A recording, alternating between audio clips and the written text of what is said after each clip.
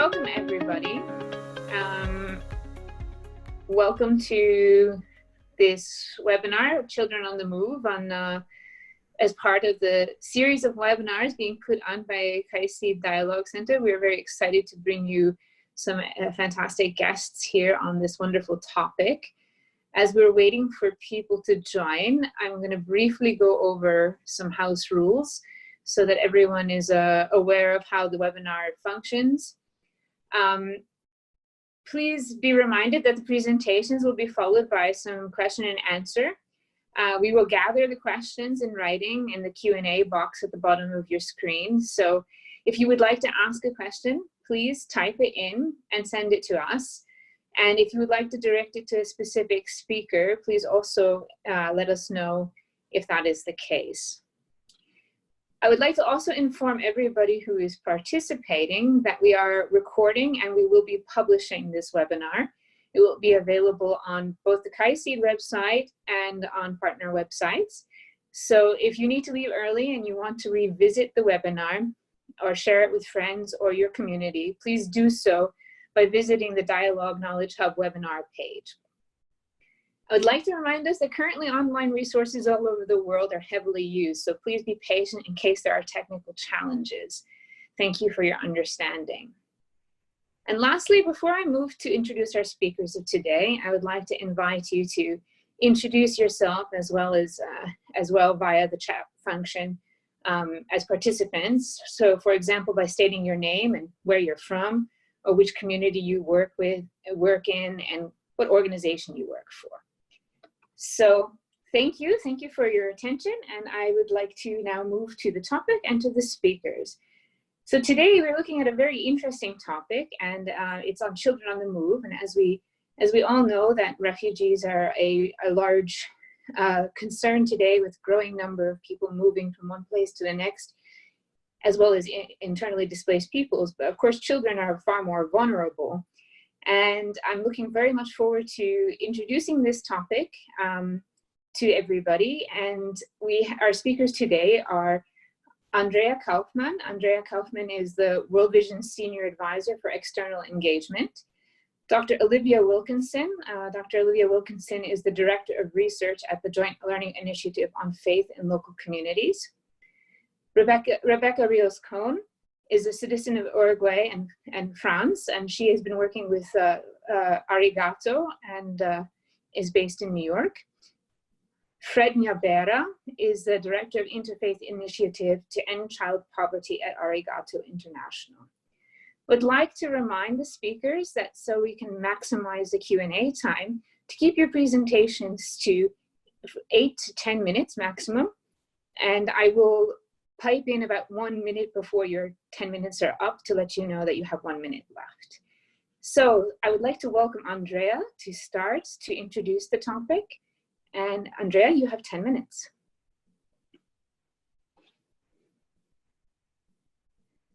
Okay, I am sharing my screen. Tell me if you see my presentation in presentation mode and that you can hear me, then I'll get started. Yes? Yes, we can hear you loud and clear. And you can see my presentation in presentation mode? Yes. Okay. Okay. Well, thank you so much.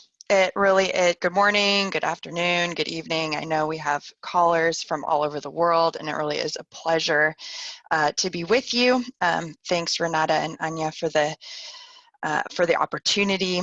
And today I am here, as Renata shared. I work for World Vision International, but I'm here representing the Faith Action for Children on the Move Coalition, which I'll share a little bit more about as we work through this presentation. Many of you I see on this call, your organizations are a part of this coalition, and so it's great to be with you today. So first, just children on the move, just a little bit of the reality. As we all know, we face an unprecedented refugee crisis in the world. More than 50 million children have been displaced. 17 million are internally displaced.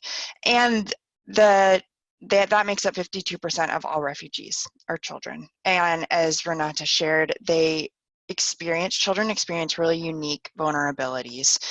Refugee children are 5 times more likely than non-refugee children to be out of school. Less than a quarter of adolescent refugees are enrolled in secondary school. And more than 100 countries detain children for refugee-related offenses. And so in light of all of this, a number of faith partners around the world are committed to respond with love and compassion. Faith across the board really wants, we really want to respond to the most vulnerable in communities. And so the Faith Action for Children on the Move had this vision as we came together, and that we really believe that as we work together, we can end violence against children on the move in all its forms. This is a growing list, as you'll see, of faith-inspired organizations who are responding, as well as working in partnership with organizations, academic partners like Joint Learning Initiative, we'll hear from Olivia later, UNICEF, the UN Interagency Task Force, UNHCR, really to say what are the sustainable solutions that we can find together to serve children on the move. So just a little bit of a timeline for Faith Action for Children on the Move, kind of alongside some global historical things that have been happening in the last few years. There is a growing group of faith-based organizations, as I said, working together, looking at programming, evidence building, joint advocacy, and learning together to really respond in meaningful ways for children on the move. In 2017, a number of organizations that you saw on the last slide came together to end violence against children in a more broad form. The World Vision launched a campaign, It Takes a World to End Violence Against Children, and together a number of us decided it takes faith to end violence against children. And so we're working together and collaborating and trying to say, what are some specific, unique and essential steps that as people of faith at the local level and at the global level we can take to end violence against children. And parallel to that, the global compacts on refugees, the Global Compact on Safe and Orderly Migration were being reviewed in 2018. And we began to understand that this was a really unique and specific group of children who are some of the most vulnerable in the world, that as people of faith and as organizations of faith, we have a unique and essential contribution to make. So with that began the planning. A year to 18 months of planning really went into this Rome Forum, which took place in October of 2018, which I'll share a little more about, but led to the launch of an action plan. And that action plan has spurred us on to additional work. The Global Refugee Forum, we put together a joint pledge of the groups and what is a growing coalition, number of organizations, including KAICIID. And now in 2020, in the face of COVID-19, that's changed the world that we live in, but has only exacerbated the realities that children on the move face and their unique vulnerabilities. So as a coalition, we've continued to be committed to address those unique vulnerabilities. So to jump back to October 2018, over 185 leaders from 38 countries and 85 different organizations came together, and we reviewed this action plan, and in creative breakout sessions, we heard from keynote speakers, we really listened to voices of local faith actors who were engaging in meaningful and essential ways. We looked at the evidence, which Olivia will unpack for us a little bit later, but identified 4 pillars, 3 evidence-based pillars, and then working together. So the first pillar is really strengthening the continuum of care for child protection, recognizing the role of faith actors across borders and within regions and countries to really strengthen the formal and informal systems for child protection. Second, we recognize spiritual support is a source of healing and resilience, and faith actors and broader faith-based organizations have a unique and essential role to play in providing that spiritual support. Third, building peaceful societies and combating xenophobia. So understanding the unique role that faith has in social cohesion, building peace. And so this action plan emerged out of this really beautiful interactive process, and our organizations have been working to implement that action plan both as individuals and together, strengthening our approach. So one really key opportunity that we had last year was the Global Refugee Forum in December, looking at a year after the compact had been adopted, a series of pledges from governments, from multilateral organizations, from businesses, and from civil society. And what we really wanted to do was take that action plan and align a pledge to the commitments we'd already made as organizations and as a coalition. Of course, we wanted to keep the focus on children and the focus on vulnerable children, and to really draw out and call on the unique and essential role and contribution of the faith community to those. So we had a really meaningful opportunity through a panel event and to reinforce our commitment to the 52% of refugees, which are children. And a few of those specific pledges were enhancing the capacity of local faith actors in at least 10 contexts for safeguarding, to train faith actors on faith-sensitive psychosocial support for children, and on the flip side, to train aid actors on the essential nature of spiritual support, to create space for that to happen. We wanted to continue to contribute to the continuum of care, and to generate and disseminate evidence to help us understand what are those essential and effective mechanisms for engaging faith communities and faith-based organizations, and really to support interaction for children and youth, to support solidarity and to oppose xenophobia. So now, as I said, in 2020, our commitment to the children on the move hasn't changed, but the vulnerabilities that children on the move are facing are increased and enhanced because of the pandemic. We see increased violence. We hear significant concerns about humanitarian access for children on the move, because of COVID and the lack of ability for movement or people to get into places as movement is restricted. We see increased risks around social cohesion and xenophobia as particular populations are targeted, or additional fears are around the other.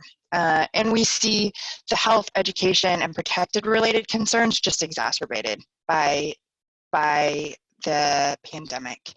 And so, as a coalition, we are continuing to respond to the needs of children on the move in a global world. And with that, I'm going to pass on to Olivia to hear more about the evidence base that drove those pillars of action. Thank you very much, Andrea, and for a comprehensive introduction. And please do reminding everyone who's participating to please add questions in the chat. Olivia, please, you have the floor and 10 minutes. Okay, thank you very much. I've shared my screen too, so I hope you can see it as well. So very well set up by Andrea, thank you very much.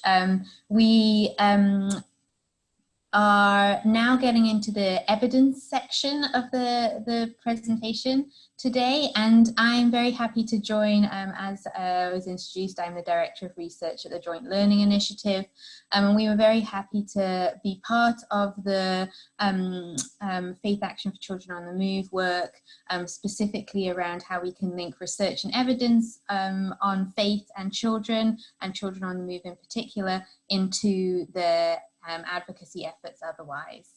So the pillars that Andrea spoke about today are the first three pillars are the ones that I'm going to structure this presentation around as well. So let me just get to the next slide. There we go. So just to give a little bit of an overview and an outline, when we talk about faith responses to children on the move, we're really casting quite a broad net. We're thinking about local, national and international faith-based organizations. We're thinking about everything from the work of a informal group that starts up in a congregation to help children on the move, right to large-scale international faith-based organizations. So just to make it clear that we're thinking about lots of different levels and lots of different types of faith-inspired activity. And then for the purposes of this, we also thought of children on the move as including children who have migrated across borders or been forcibly displaced across borders, but also within the borders of their own country. And that can be an important definitional difference. It's coming up as a little bit blurry on this slide, I noticed, but we, in 2018, when we had the conference that Andrea talked about, we created these learning briefs that are available on our website, childrenonthemove.jliflc.com, and that's where a lot of this information is coming from. But then, of course, I've also updated it somewhat, not least to make mention of some of the ways that the aspects that we saw from this original evidence research is updated in our present day and in regards to COVID. So the first area I'm going to talk about is this aspect of spiritual support. We found overall across the research, and I should just say that the research background for this was a review of around 250 plus documents from journal articles, NGO reports and other materials, but we also had a case study submission process. So some of the organizations that you saw in the list that Andrea gave at the beginning there, and others submitted their examples, and I'll be bringing up some of those examples in the next few slides as well. So we found overall that spiritual support came out as one of the strongest areas in which faith activity can help children on the move. So spirituality supports children's resilience during experiences of displacement, that it's the backbone to how they can make meaning of some of the experiences that they have during that period of displacement. That spiritual support and psychosocial support are mutually beneficial. And this is an interesting point just to reaffirm that it's very possible for psychosocial support that's secular without a link to the spiritual side to also come alongside spiritual support from religious leaders, and for them to be mutually beneficial and mutually supportive of each other, that it's not a zero-sum game, and there is the possibility essentially for you know, the religious and the medical to come together. And of course, that's a very important message during our COVID times as well, that it's very important for religious teachings to come alongside scientific information to build an overall picture of how we can understand any given situation. And that was certainly true for spiritual support to build children's resilience. That faith communities' connection to their that faith provides connection to community meaning and identity for children on the move, which is part of the spiritual support. And we also found that the physical space, so there was some research that showed very much that when working with children in psychosocial support, children often responded by, for example, drawing pictures of religious buildings as a place where they identified as a safe space. So physical space is important, but as we know, again, during this pandemic, that's not always going to be possible, not least because many of those buildings are closed. And again, this is also something that comes up with normal practices around creating child-friendly spaces, which might also not be possible during this pandemic. So there's going to have to be an update of ways to create that physical safe space in alternative environments, including online spaces that of course then come with their own dangers around the possibilities of online abuse. So there's, you know, a careful negotiation of some of that, but an understanding that it is religious communities, their faith communities that are providing those safe spaces for children in many cases while they're on the move. And those safe spaces can be physical, but they can also be the kind of mental safe space, the safe space to talk about feelings and emotions that might not be provided elsewhere. And this is linked to creative expression for recovery. As I noted before, a lot of the time, the psychosocial response and spiritual support with children is related to ideas of playtime, having time to create artistic expression of their experiences, and that's supported by many faith communities. And the final point that's really important is it's not just about children alone, because oftentimes we understand that it's about supporting the whole family, the parents, caregivers in other ways, and that spiritual support for parenting, so religious leaders being able to talk about good parenting practices is going to be some of the most influential effects that can support children on the move. And so we particularly see in COVID-19, again, the ability for religious leaders to speak up about positive parenting practices, perhaps provide examples of positive parenting practices, may be a key way to support children. And also the idea of spiritual education in lockdown and the alternative ways that that spiritual education has continued for children, again, mostly online, but potentially in other ways with parents being supported, you know, through WhatsApp messages, through phone calls, etc., about ways to continue their spiritual life with their children, even while they're at home. A practical example, again, this is before COVID, but a lot of the case studies that came forward about spiritual support from faith-based organizations use this idea of trauma healing. So trauma healing being one of the terms that we often hear used with faith-inspired organizations to refer to this psychosocial and spiritual support. And trauma healing, this is one example provided by Church of the Brethren, their Healing Hearts curriculum. This is in northeastern Nigeria, but I know they also have it elsewhere. And it's the ability to have training of trainers, essentially, to provide information about how to support children as they process their trauma.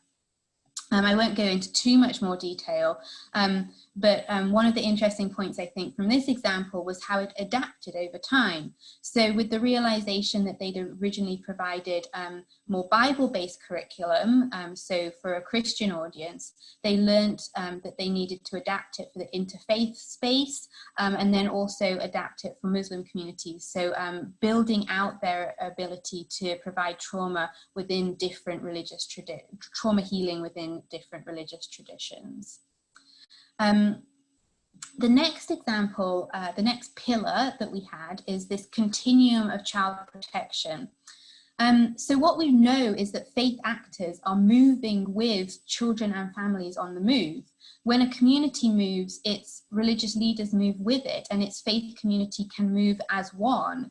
And so you have a social institution, which is in this case, the religious institution, moving with children and their families, which is not really the case for many other social institutions. They are not quite as movable to the same extent. And so we see the continuum of child protection both as that real physical continued movement, but also across a continuum of types of child protection from prevention to response. So with prevention, we've got a real understanding that one of the most influential elements of working with religious leaders and faith communities is the trust and authority that is held, and therefore the ability to influence social norms, essentially, to improve protection and prevent abuse of children. And so the preventative aspect should, of course, be the initial part of the process, part of the continuum. And we also saw particularly that interfaith initiatives can help build this idea of prevention of violence in general between communities, which then brings children into the mix, children and their families into the mix as well. Overall, faith actors' long-term presence and access in communities allows for this continuum of protection. And we see very specifically that faith actors can have a role in reporting and referral mechanisms when there are cases of violence against children. They can be key stakeholders, filling gaps in response mechanisms. So in situations such as refugee camps, but also in other environments where, refugees, displaced people are in urban environments and not connected into other mechanisms that might be overseeing child protection otherwise, that religious actors, faith actors can step in, supporting caregivers and parents, as we've already seen, supporting non-formal education. So this is the idea of churches, mosques, other institutions setting up education systems, essentially, when there isn't provision of education otherwise for children on the move. And helping integrate or reintegrate children into host communities. With COVID-19, we see that faith communities connections can help them identify people with increased vulnerability, so perhaps children with different disabilities, or children who might be particularly vulnerable to violence in their households. That knowledge of the community can help map out who might need additional support. And the continued communication to prevent an increase in domestic violence and violence against children is going to be key. So continued communication from religious leaders to continue to reaffirm that this is a particularly difficult time for people with the pandemic, but also with displacement and the intersecting issues that may come up that may increase violence at this point, and that prevention and messages around prevention of violence are going to be critical. Olivia, just as a warning, 2 minutes. 2 minutes, I was about to say, what time am I at? Yeah. So one example we were bringing forward is the Accompanying Migrant Minors with Protection, Advocacy, Representation and Opportunities project from the Evangelical Lutheran Church in America. And this idea of accompaniment, awareness building, and advocacy really shows how all these elements must link together. So the accompaniment very practically can see how networks of faith communities across countries can be a link as children move from country to country. So congregations become these safe places and gathering spaces. And I think that's something that we have noticed across other countries as well, that children might be moving between different religious institutions, but that are all connected within transnational religious networks at times. There's a lot more from that example, but I'll just move on. And again, these are all written up in detail in the evidence briefs that we put forward. So finally, peaceful societies and combating xenophobia. As we keep saying, faith actors influence attitudes and behaviors. So this is going to be a crucial area where that comes into play. Faith groups raise awareness and advocate. So anything that's around awareness raising on child protection issues, but also issues around interfaith harmony that can affect children. We might hear a bit more about that kind of idea from Arigatou later on. And then combating xenophobia, particularly for in host communities. So religious leaders of host communities speaking out against xenophobia that might affect children on the move. And particularly related to COVID-19, we see that there's going to be a role for combating stigma and discrimination that might start around people who are on the move hiding their illness if they are aware of difficulties coming forward, if they come forward to authorities, and fear around coming forward towards authorities. Religious leaders can help with, again, some of the protection mechanisms that could be put into place there. So it's a complex issue, there's a lot to talk about. I won't go on to my next example, not least because I'm sure that Arigatou are going to bring up many examples in their next presentations. If you could actually just flip to this slide so we have it on the screen for the recording, and people then can look at it if you... Well, I mean, it's an Arigatou example, so that's why I'm sure we're going to hear about it more. Okay. But the final thing that I just wanted to say is that we of course recognize that in many cases that faith actors can be involved in protecting against violence against children, but also perpetuating violence against children and children who are on the move. And so with that recognition, we also on the JLI have materials around ending violence against children. So I'd invite you to look at that, where we go into more detail about this interplay between both prevention, protection, and perpetuation, and how that can exist sometimes at one at the same time within faith communities. Thank you very much, Olivia. Thank you for providing a very solid. I know the time is very short because there is a lot of evidence, and the very critical aspect of all of the work that faith actors do to help children on the move, internally displaced children, whether they're traveling with their families or they are alone, and the connection of spiritual support along with psychosocial support, protection, trauma healing, address a lot of the aspects that Andrea had already touched upon in the beginning. And I would encourage all participants to particularly take a look at some of the things that JLI has done on their website, but also take a look at World Vision and Arigatou as well, as I have that on the call. And would like to move now to Arigatou. So this presentation is a little bit different because we have both Rebecca, who is the director of Arigatou International in the New York office, and Fred, who is the director of the Interfaith Initiative to End Child Poverty in Nairobi. And they will be sharing this presentation, so it will be a bit longer. And please, of course, since Olivia and Andrea have a lot more information, if you have questions, again, put it in the chat. On to you, Rebecca and Fred. 15 minutes approximately.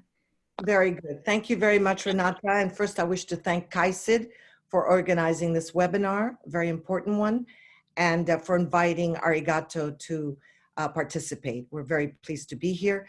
I will be discussing some of our work globally, but we are highlighting a lot of these things because the time will not permit us to go into great detail. We are working in partnership with World Vision, who's represented here, and also with JLI. So it's a pleasure to be on this panel with our partners. I will look at a number of things. Let me see about sharing the screen first.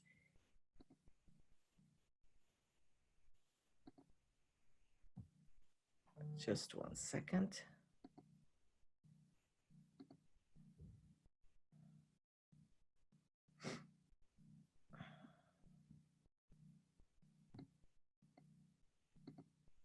Just a minute, I forgot to click the share the screen.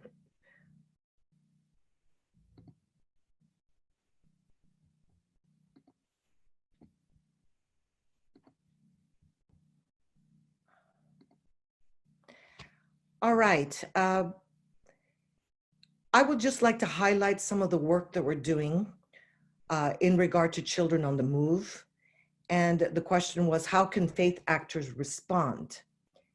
Now, as many of you may not know about Arigatou International, I'd like to just mention a few things about our work. We are all for children. That is our mission. And we are working globally with our partners, but we have a global network of religions for children that we sustain.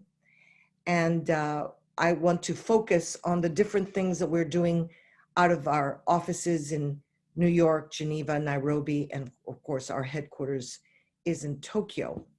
So my presentation will focus a bit on what faith can do in this context. Our response to COVID, of course, is upstaging everything else that we started out doing this year, as everyone else is experiencing the same situation.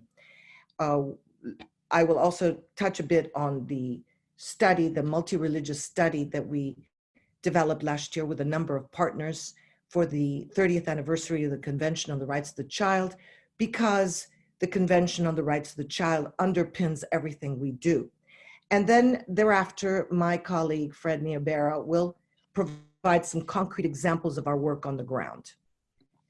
So as I mentioned, Arigatou International has been established over more than 20 years, and it works with partners to promote children's rights and well-being, including through interfaith dialogue and collaboration.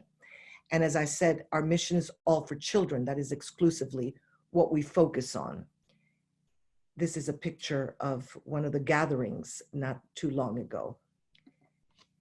We are very much guided by the Convention on the Rights of the Child, but we're also guided by our international global forums that we organize every 5 years or so. And the last one was in Panama in 2017. And since, for the past few years, so since 2014, our thematic priority has been ending violence against children. At that global forum, which convened over 500 participants, many religious leaders of diverse traditions, representatives of UN bodies and agencies, representatives of governments and NGOs, many of you were there, thank you. We are guided, therefore, by the outcome of that gathering, and I would urge everyone to go to our website at arigatouinternational.org, where you can see the 10 Panama commitments which address ending violence against children, and what we gathered from the participants to indicate what religious leaders, what faith communities can do. One of the key commitments of the Panama Declaration is that we all need to increase our personal and institution commitments to take concrete actions to address the challenges voiced by children. Children participated in this global forum in a genuine and meaningful manner, and their voices were very influential in everything that resulted from that forum. Now, we're very concerned about the impact of the COVID-19 on children on the move, and I have just highlighted a few things that have already been mentioned about the vulnerability of refugee and internally displaced children in this context. This is just something that has been stated by a UN policy brief that was issued on April 15. And of course, we are looking to the UN as one of our partners. So this is a very important source of information for us. But bottom line is that specific protections must be put in place for vulnerable children, including refugees, the displaced, etc., migrants, and particularly children living in refugee settlements.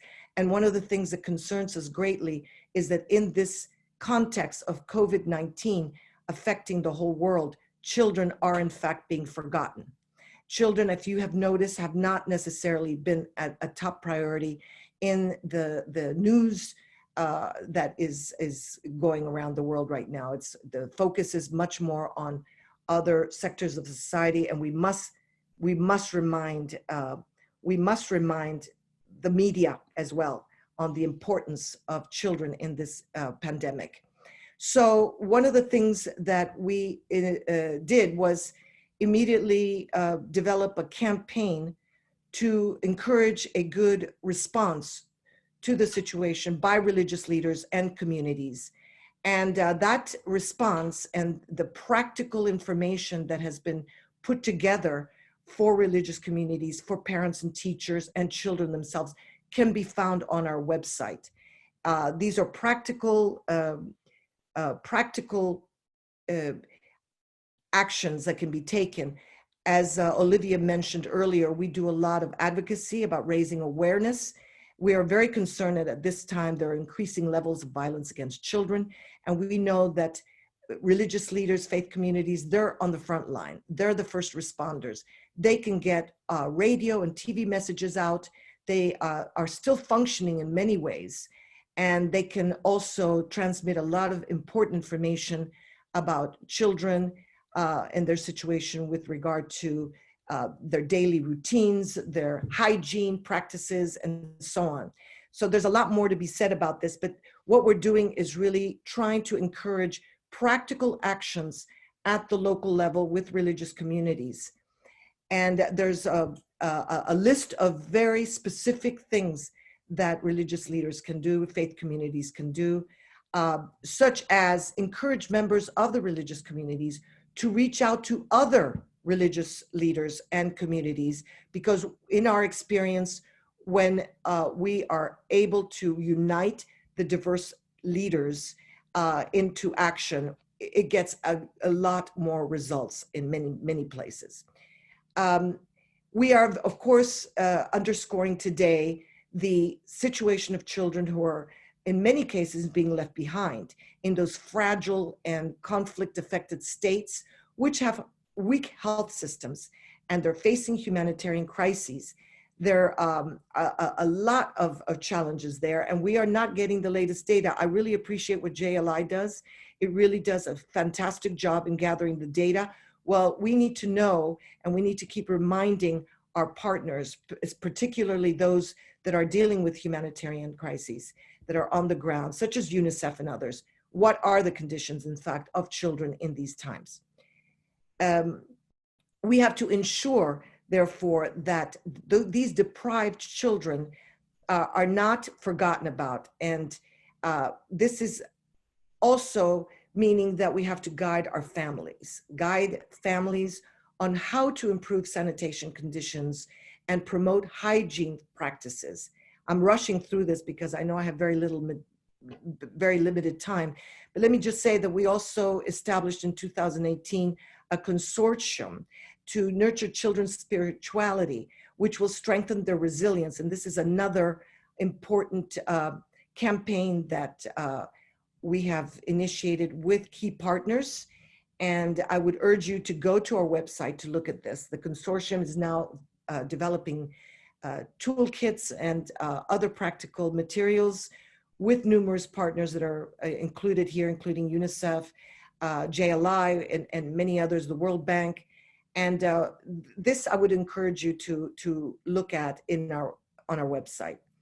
We also last year did a very unique study, a multi-religious study on the Convention of the Rights of the Child. It was a year-long process to get the inputs from representatives of 7 major world religions. We launched it in November of 2019, the 30th anniversary of the Convention of the Rights of the Child. It's on our website, and you can see it was a very participatory process, not only with our partners, that some of whom are represented here. We worked very closely, however, in developing it with UNICEF and the Special Representative on Violence Against Children.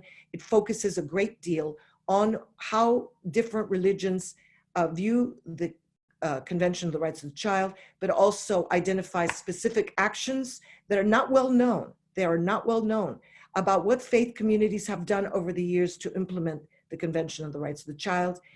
And I'm pleased to share Henrietta Ford, the Executive Director of UNICEF. She wrote a foreword to the study, and as did Marta Santos Pais and others who contributed to the study throughout the long process. So we launched it, as I mentioned, in different cities. We presented it to the Committee on the Rights of the Child, to the Office of the High Commissioner of Human Rights, and to many faith-based organizations. And we continue to hold webinars and workshops on the study, which has the different perspectives of religious traditions, drawing primarily on the Baha'i faith, Buddhism, Christianity, Hinduism, Islam, Judaism, and Sikh faith.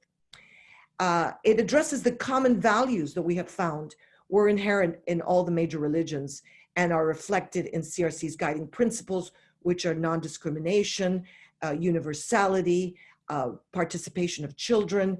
And these are all general principles, but foundational principles of the CRC, which are also identified and underscored in the religions that we were looking at. And this is important because some religions and some religious communities were not engaging with human rights groups and children's rights groups because they were not aware of, in fact, the similarities between the principles of the major religions and the CRC. So this was an important revelation to share. And the important role played by religious leaders and faith communities in promoting the CRC. Initially, as you may know, the Convention of the Rights of the Child was a long drafting process, and the religious and faith communities were very much engaged in that, beginning in 1989, earlier in the drafting process, and or also in the launching of commitments to the ratification of the Convention of the Rights of the Child. And why am I mentioning this so much is because it's very clear that the rights of the child, children's rights right now are in jeopardy. We know for a fact, and you may look at what the Committee on the Rights of the Child has said recently about the COVID-19's impact on children's rights. And we're very concerned about that. There are numerous rights that I can't go into right now that are in jeopardy, but particularly the protection against violence, the insurance of children to have access to health and education has been mentioned earlier. These are concerns of the Committee on the Rights of the Child, also of the UN Secretary General, who has also issued a statement about children in this time. And so I just wanted to flag that. I don't know how much more time I have, but I would urge you to look at the study, because the principles linking the CRC with religious values during this time of global pandemic is important to share with your communities. This fundamental belief in the dignity of a child is found in the CRC very prominently, and also in all the major religions. An emphasis on the family as the best place for bringing up children, very much centered and focus, and a major focus of the Convention on the Rights of the Child, and also in all the major religions. That is not always known, and sometimes it's misinterpreted. And the high priority given to children, and the idea that all members of society have rights and duties towards them. This is important. I may be running out of time, Renata. Yes, it's about six minutes or so for Fred to join in. All right, I will stop there. I think it's important to share these principles of linking the CRC with religious values with regard to children on the move. And as I said, our website has all these studies, and also the Learning to Live Together that was mentioned by Olivia. That's very much available on our website. Please, Fred, if you could continue now with some of the things that we're doing from your perspective. Thank you. Thank you very much, Rebecca, and thank you, Renata. Well, a lot has been pointed out by the previous speakers, and I believe we've noted that everyday refugee children, migrant children, internally displaced children, and children affected by conflict face horrifying threats to their safety and well-being. And this is even in absence of the COVID-19 pandemic. And for many of these girls and boys, access to basic healthcare, facility is extremely limited. In addition, as has been pointed out, they live in cramped situations that make social distancing unattainable. They are also faced with stigma, xenophobia, and discrimination. What is Arigatou International doing in response to all this during this time of COVID-19 pandemic? As Rebecca said, through our campaign, Faith in Action for Children, we are accompanying our partners, especially the Global Network Religions for Children partners, who are working with the children on the move in Lebanon, Malaysia, Lebanon mainly within the Syrian children refugees, Malaysia mainly Rohingya refugees, South Sudan, those who are internally displaced, and DRC, who are also internally displaced. And we are accompanying them to slow the spread of COVID-19 pandemic and minimize the social and also economic impacts on children and their families in 5 main areas. First, we are accompanying them through information and sensitization materials sharing. Arigatou International is developing and distributing vital public health messaging and advice to slow the transmission of the virus and minimize mortality. We are also providing peer-to-peer learning and information sharing between the faith leaders and their communities to combat the stigma, xenophobia, and discrimination against the refugees communities by the host communities. Secondly, we are accompanying our partners to provide support to the displaced families to cover their needs and care for their children. Again, as has been pointed out by many speakers, as the displaced parents struggle to maintain their livelihoods and income, our partners are supporting initiatives that connect these families to life-saving healthcare, nutrition, and education. And all our partners in Lebanon, Malaysia, South Sudan, and DRC are providing and delivering essential foods, sanitizers, soap, and some of the basic necessities to these vulnerable households. Thirdly, it's by keeping children learning. I think all of us know that as schools around the world close to prevent the spread of COVID-19, parents, caregivers, and educators have responded by finding new ways of keeping children learning. But as we know, not all girls and boys have access to internet, books, or school supplies, most are children on the move. And we are accompanying some of our partners on the ground to bridge this digital divide and keep children learning no matter where they are. A good example here is our partner organization, ICANN Malaysia, who have started online classes with the Rohingya refugee children, and they're using WhatsApp as a platform. They also provide other educational items such as art and craft, educational toys and games for the Rohingya community to help children continue school at home. Fourthly, it's by protecting children from violence, exploitation, and abuse. And I think a lot has been said about that, beginning from our main theme from the last forum of protecting children from violence. I won't say much on that because of time. And then the fifth area of engagement, we are accompanying our partners on the ground through advocacy for structural change. In some ways, this pandemic has unearthed so many structural issues that must be dealt with even post-COVID-19.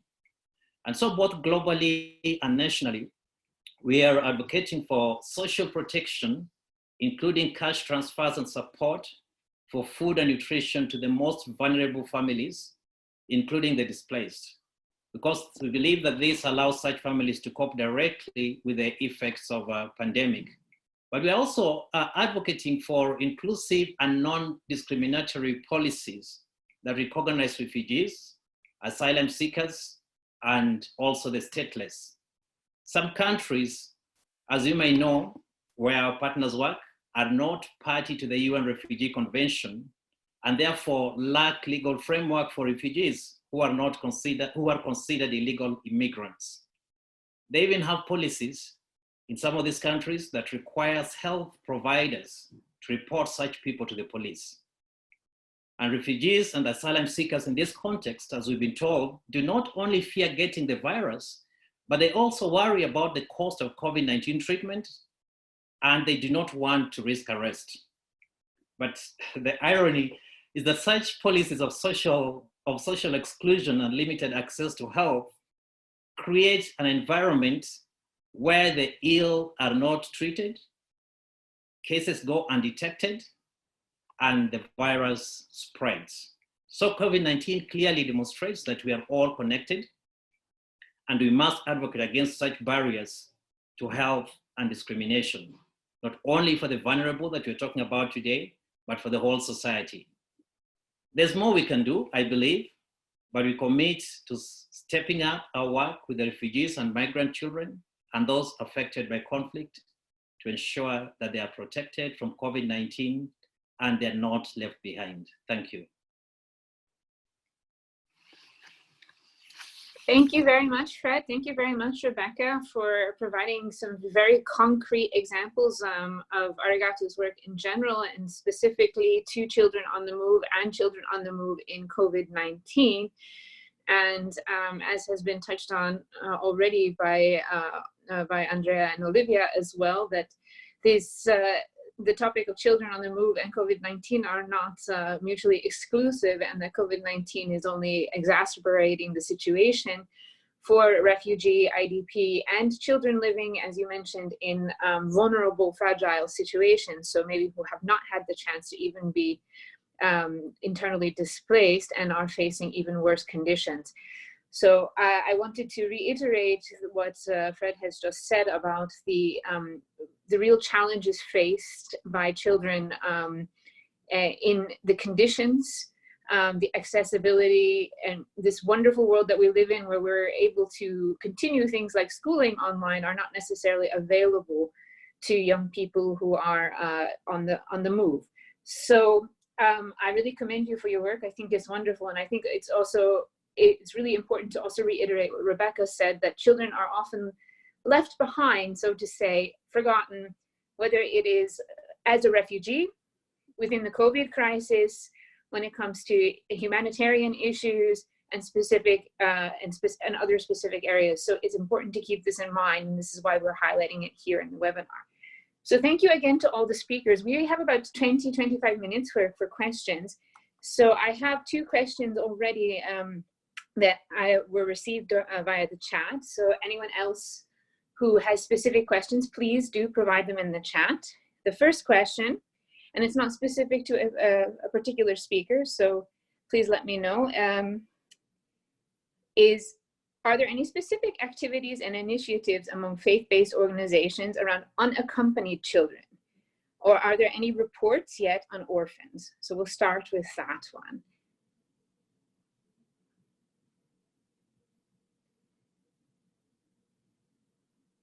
I will ask any of the speakers to jump in and let me know if you're able to answer that question. Or maybe Olivia, if you're on the evidence side, have you come across any reports on orphans? Well, the questions from Catherine, and Catherine and I are working together on our resource repository, so we have the up-to-date information there. And, you know, we haven't seen that much, just for the rest of the group, coming through specifically on some of these vulnerabilities, and it's quite disappointing so far in terms of the reporting, that we haven't really been able to pick up so much on some of these intersections of children facing violence on the move, etc. So hopefully we'll get more and more nuance. And the other thing I have to say is it's difficult from the evidence perspective, just because we have to remember this is still really new. And the evidence is very anecdotal at the moment, and largely based on news reports. We have anecdotal evidence of religious leaders using radio, TV to send out messages on COVID, etc. But you know, anything more substantial, we just don't have that yet. So I'm hesitant to say more. Thanks, Olivia. Add something to that. In wearing my old hat, I spent many years with UNICEF, and the studies were always very weak in this area. This is definitely a gap in the research, and I think partially because it's very difficult to get the data, and many countries do not keep good data on this situation. So maybe this is a gap that we need to underscore, and maybe JLI can look into it more.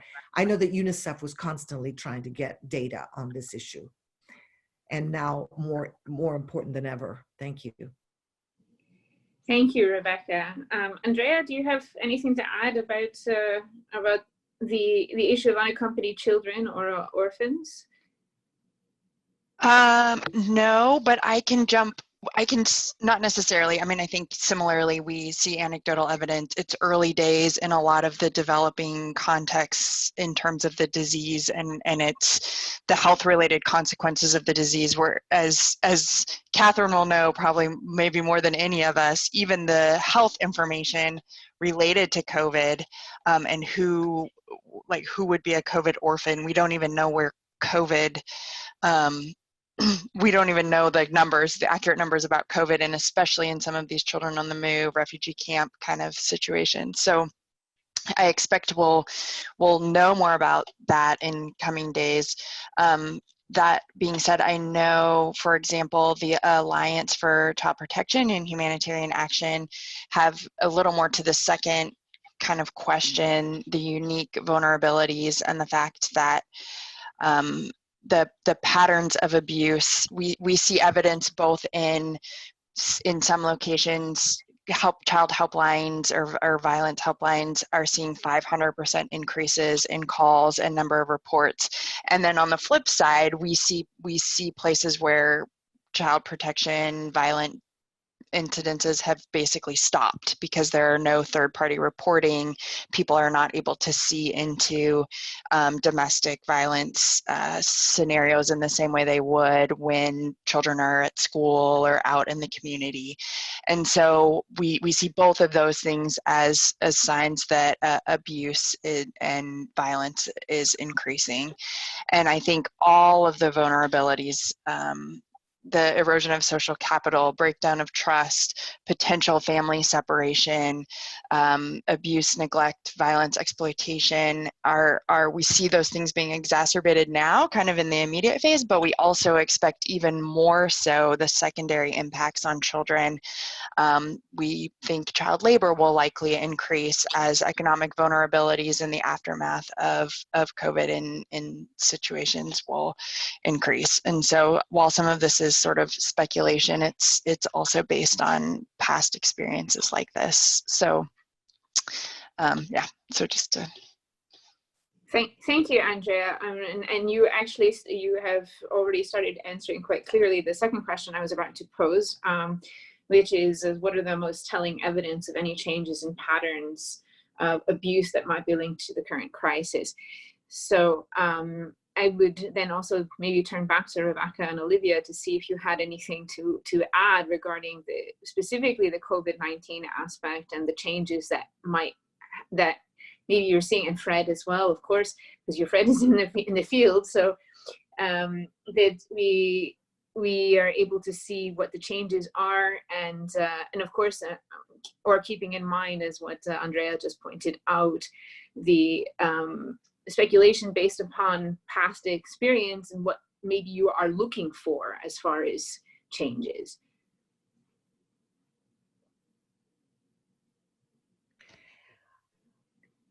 I will just add that yesterday we had a webinar on the impact of COVID-19 on children's rights. We had one of the members of the Committee on the Rights of the Child, Professor Mesmoor, who's an expert in this field from the University of Cape Town. We had the Special Representative on Violence Against Children of the UN Secretary General, Dr. Majid. She was also on the call. And we had two religious leaders. One is a rabbi that works very closely on the ground in New York with UNICEF. And we also had, Fred was with us, of course, and we had a woman who is the president of Shanti Ashram in India and does a lot of work on the ground.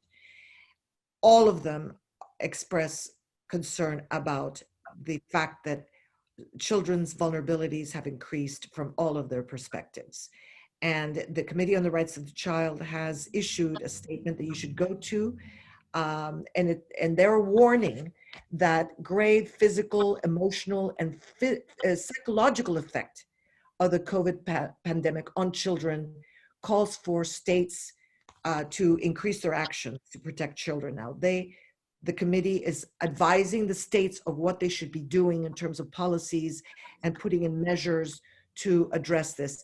We, as Arigatou and all the other faith-based organizations represented here, we work with engaging religious leaders and faith communities of all traditions to take measures, also by taking action to advise governments to work with their communities. As I said earlier, the faith communities, the faith leaders are on the front line, but they have tremendous influence. The influence of faith leaders cannot be underestimated, particularly now. They are not staying home. Yesterday, somebody asked, what about those religious groups that are not following the governmental instructions? What about that situation? Yes, we acknowledge that there are situations where faith communities may not be following the governmental instructions during this pandemic, but they're out there. They need to be better informed, and that's what we at Arigatou are trying to do. We're trying to not only engage them, but also inform them of what needs to be done. You know, with so many children out of school, teachers who are normally monitoring the situation of violence in many homes globally, this is not happening. The healthcare providers also need to be out there seeing situation of refugee children. We are not knowing to what extent the health system is reaching these children. So there's big alarms going out, big alarms. But it's incredible, and I would build on that, and then I would ask you and ask Fred as well in his work, that what kind of message are you utilizing in order to engage faith leaders who are not necessarily yet active, or faith-based organizations in countries in particular where there's more government responses to children on the move and less so faith-based actors? So how do you get them to get engaged? Fred, maybe you should answer that one. I can answer it too, but I think you should. Yeah, maybe just to touch on the previous question. In a number of countries, faith facilities and faith actors have always engaged with the orphans and some of the vulnerable children, whether it was during the HIV/AIDS pandemic or whether it is Ebola. Some of the worship places have been opened to provide some of the basic needs to some of these children. And then they've also worked with the families where you have the grandmother taking care of the orphans to provide education facilities sometimes. So I believe that will continue. Maybe the only thing is to adapt and to be relevant to the times and see how to respond to this new pandemic that is there. So there's still some work going on along those lines, but all of us are really adapting and changing with the times. As somebody said, it's quite new. How do you get other faith communities to engage? If I talk about the African context, and especially the fragile conflict situations like DRC and South Sudan, I would say that the faith communities are quite involved. In South Sudan, if you remove South Sudan Council of Churches out of the earth, there'll be a crisis in that country. Whether it's a humanitarian response, whether it's psychosocial support, or whether it is just the provision of the daily needs. But one way that I've found out on how to motivate other faith actors is peer-to-peer engagement. Look for those who have been converted that this is the right thing to do, and let them speak their language to their fellow faith leaders. That goes a long way. The other one is to provide the facilities and the tools. Sometimes they don't just have the right tools and they're very busy. So let's provide the right tools. Let's get some champions to talk to the others. And also let's share best practices on how this has worked elsewhere. Thank you, Fred. Andrea, do you have anything else or to add regarding that? Messages to faith actors to get them involved? I don't think I won't add anything at this point. Thank you. No problem. I do have a, please go ahead. Just a very small point. One thing that we've been alerted to is the severe stress that religious leaders are under at the moment, and the potential effects of that on the messaging. And it's a fault of a lot of the religion and development talk that we often only talk about religious leaders and not faith communities as a whole. That the engagement from some of the organizations and the agencies is only with religious leaders. And we need to think about, you know, who are the other informal leaders within a community. And we've also seen a lot of, you know, the impact and effect of volunteer networks that come up within a faith community. We know that religious leaders, some of them who are older, might be the most at risk of the disease, and are also, as they're on the front line, have been particularly affected in some cases, and there have been deaths.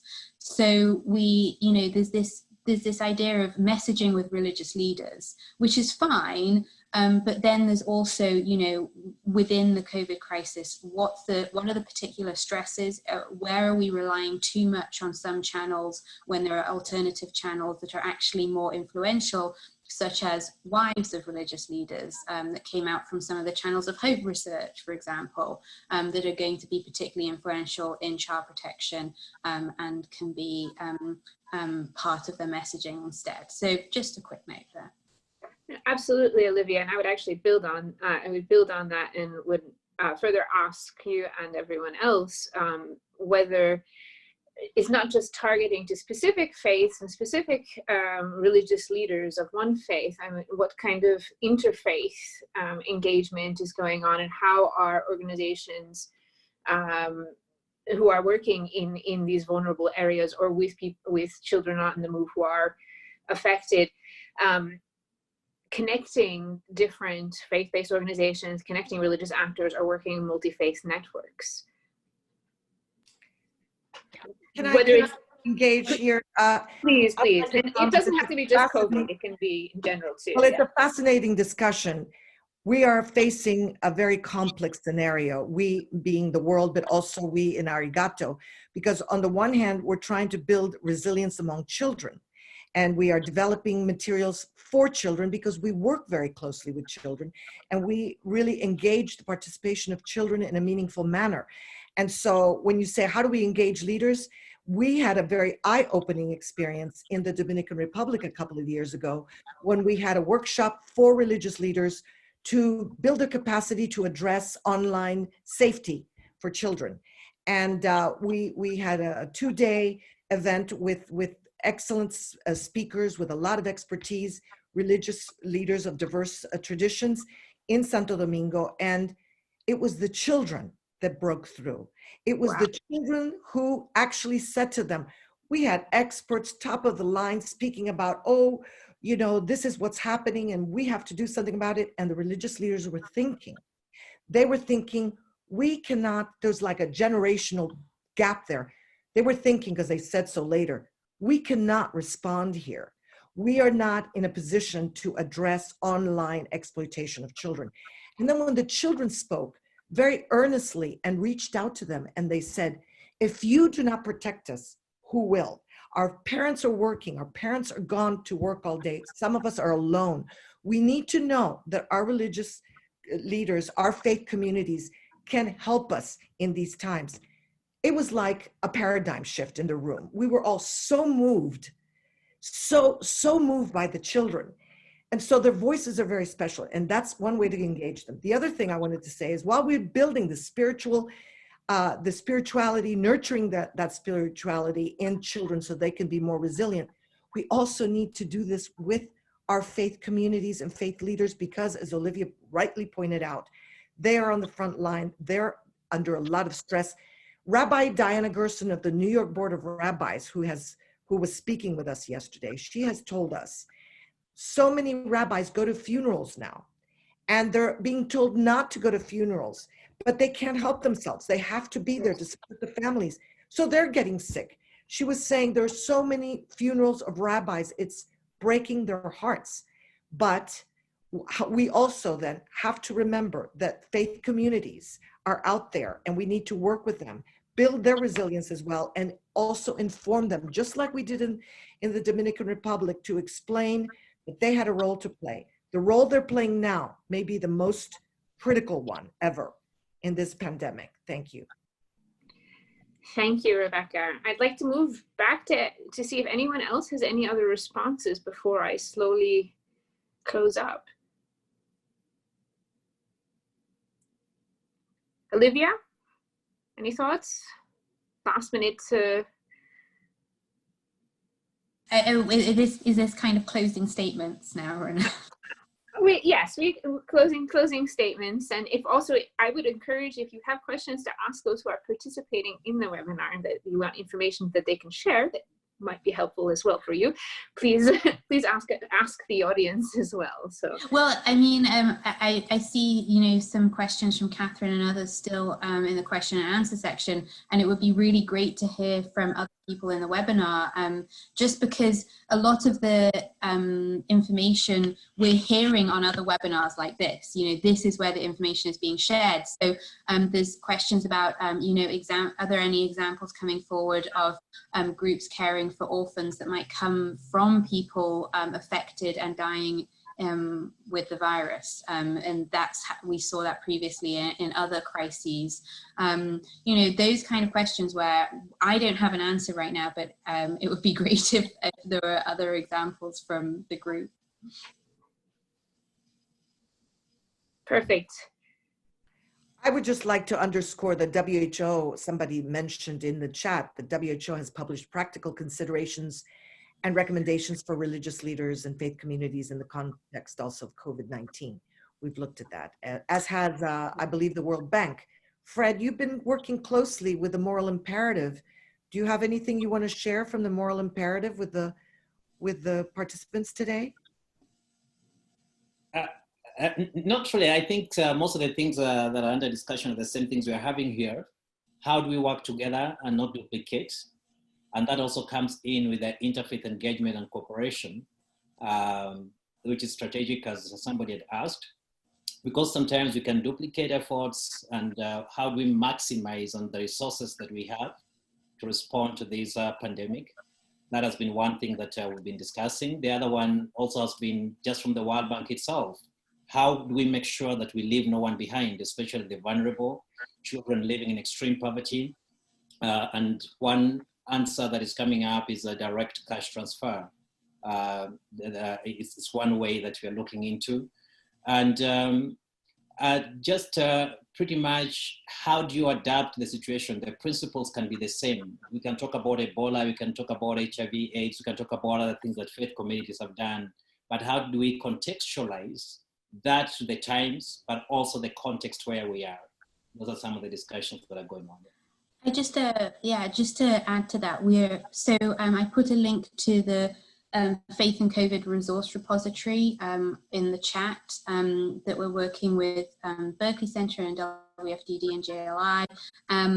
There's so much guidance material coming out at the moment. If you're signed up to our daily briefings and emails on that, you'll be seeing an email coming out soon.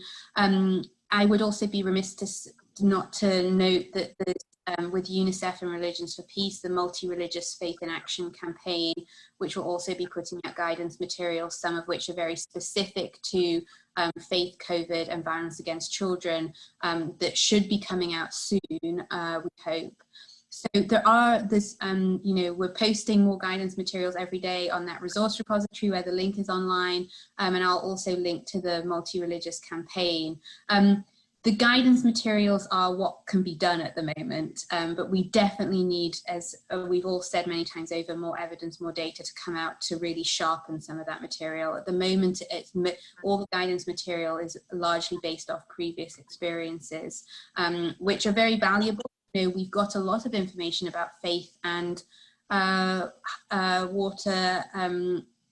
hygiene and sanitation, faith and gender-based violence, faith and violence against children. You know, we do have previous knowledge, but it's bringing it all together with new evidence that's going to really sharpen that guidance as we go forward into the months and years of what this pandemic can be. Thanks, Olivia. I would add a great Please, resource, Renata, which is, and wearing my old UNICEF hat, I spent many years there.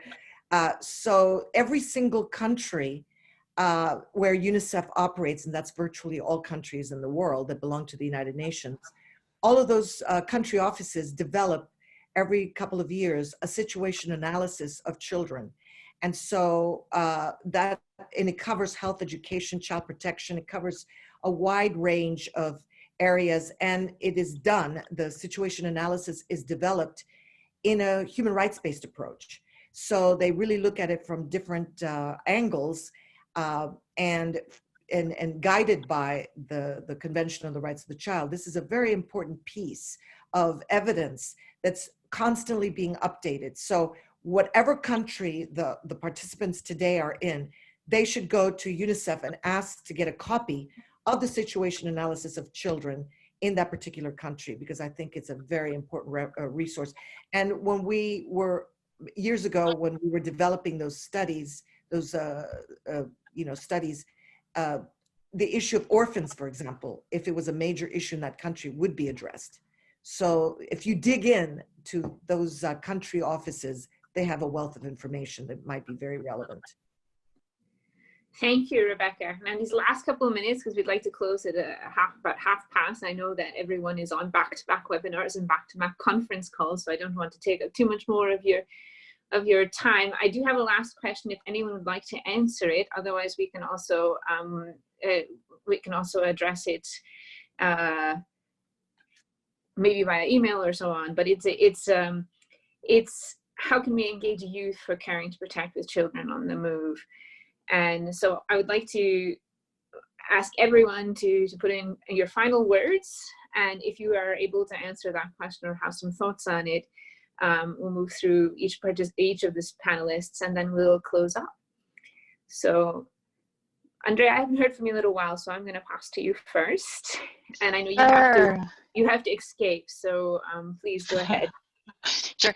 Yeah, I would say I think the question was really looking for concrete examples and related to children on the move. And I can't, particularly in light of COVID, I can't necessarily draw on kind of specifics right now, but what I can say is that I know in response to COVID for children more broadly within World Vision, we have done some child-led, youth-led research actually looking at children's voices in the face of COVID-19, looking to understand what the unique vulnerabilities of the researching peers are and what the opportunities are. Because what they found is, as none of us will be surprised to know, youth, even in lockdown scenarios, are thinking about their peers and thinking about how they can serve and wanting to actively engage.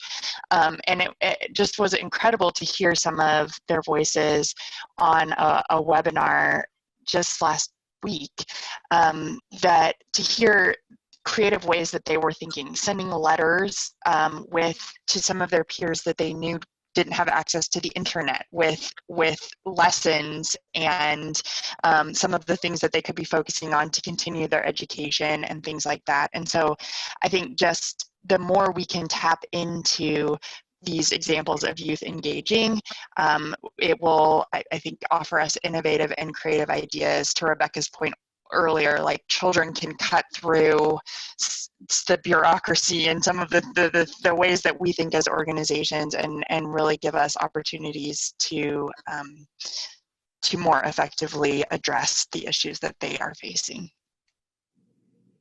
Thanks, Andrea. Fred, do you have any thoughts? Yes, I do. Maybe starting with the youth one. I think if we create a structured volunteering space that is organized and well recognized, the youth will always turn up and do wonders. We've seen this with our partners in Malaysia. ICANN Malaysia is pretty much a youth organization, university students that are running the Rohingya Educational Center. And my last word is that this pandemic has given us opportunity to unearth the folly of inequalities And some of the structural things need to be looked into beyond the pandemic. Thanks, but actually on that, before I forget on that point is of providing the volunteer space and the platform, there's an example from URI India, for example, that's not specific to children on the move, but could definitely be adapted to the situation where URI is taking on youth as interns to write situations on social cohesiveness, on inclusion, on the similarities between different religions, and even social practices. And for children, it could be games, it could be many other areas. I mean, life with parents, etc. But they're writing small pieces, they're drawing cartoons, they're putting together little videos, and it's being disseminated throughout India to try to deal with a very tense situation there. And I think that's something that could be given given as well and targeted to this specific topic. Olivia, do you have any response or last thoughts? Just last thoughts, basically. We haven't, in terms of online element, we haven't touched upon rumors and misinformation, and particularly with adolescents spending more time online, how they may be impacted by misinformation. Again, the problem is it's all anecdotal ideas coming forward about how this might be affecting people at the moment. So that's just the connection to youth. But overarching final thoughts, we continue to be very happy to be part of the Faith in Action for Children on the Move initiative that we have here. I think that, as we know, the evidence base is so important around this, and with the COVID-19 pandemic potentially being one of the most researched pandemics of all time, which I've said on other webinars, but I just think it's really notable to remember. We hopefully will be able to bring forward more evidence, but it takes time. And so with that process, hopefully we can build our knowledge of some of the nuances of this and reconvene for another webinar as the evidence grows in the future. Thanks. Thank you very much, Olivia. Rebecca? Thank you, Renata. I would say, because we at Arigatou always work with children and include them in everything we do, whether it's a study or a workshop, we always have the voices of children, as was very apparent in Panama in 2017. But even for our study, the multi-religious study on the Convention on the Rights of the Child, we had 7 workshops in different countries to get the voices from children and their contributions. Having said that, I would just like to share with you that we had a interfaith prayer with children very recently, and we plan to have more interfaith prayers because we really know that prayer in this time is very important to many communities. And this is one of our programs, actually, Prayer and Action for Children. So I would just like to leave you with this thought that perhaps we should convene another interfaith prayer to look at exclusively and pray for children on the move with other children who will have a lot of compassion and understanding about what their peers might be going through in less fortunate circumstances. So this is something that we maybe could think about doing in the near future, an interfaith prayer with children for children on the move. So we would be most happy to work with all of you on this. Thank you. Thank you, Rebecca. And that's definitely some excellent food for thought to end on. I think it's a wonderful idea. I want to thank all of you for your time. I think this is a very interesting conversation, and there's so much information. We could certainly go on much longer, but I know our time is all limited. So maybe we might want to think about doing this again in the future. And thank you again also to the participants. I know there's a lot in the chat as well. And we would encourage you to share with us via email. We can also share with the panelists if you have any specific examples of work that you are doing when it comes to violence against children, when it comes to COVID-19 in children, when it comes to any of the topics that we have touched upon here. If you have specific resources to share with Olivia, please do. I'm sure she and Catherine will be very happy to include them in the resource repository. And also KAICIID is putting together an interfaith guide for dealing with COVID-19. So that should be out in the next couple of weeks. So if you have any ideas regarding that, and specifically dealing with children is one of the areas, especially dealing with domestic abuse, violence against children and children on the move in that aspect. So thank you again, everyone. This was an honor to be able to moderate this, and I look forward to the next one. Thank you. Thank you. Thank you very much to all of you. Bye-bye. Thank you. Bye-bye. Have a good afternoon, everyone, or morning, or wherever you are in the world. Thank you.